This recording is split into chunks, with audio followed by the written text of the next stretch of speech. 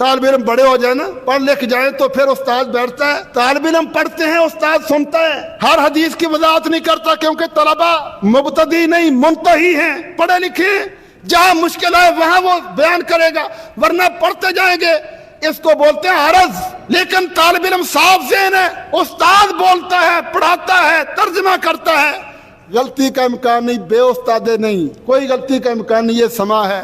اور اس سما کے لفظ کو حدیث پڑھنے کے اعلیٰ ترین طریقے سے اٹھا کر قوالیوں پر لگا دیا۔ آج جب لفظ سما سنیں گے تو حدیث پڑھنے کا ذہن میں خیال نہیں آئے گا، خیال آئے گا یہ کنجروں کی محفل ہے۔ یحرفون الکلم، قرآن نے 3 مرتبہ ان کی یہ سازش کا ذکر کیا ہے، سورۃ مائدہ میں اور 2 دفعہ سورۃ النساء میں۔ یحرفون الکلم عن مواضعہ، یحرفون الکلم من بعد مواضعہ، کہ یہ ظالم مسلمانوں تمہیں گمراہ کرنے کے لیے تمہارے دین سے، دین کے الفاظ سے، مصطلحات سے الفاظ کے معنی بگاڑیں گے۔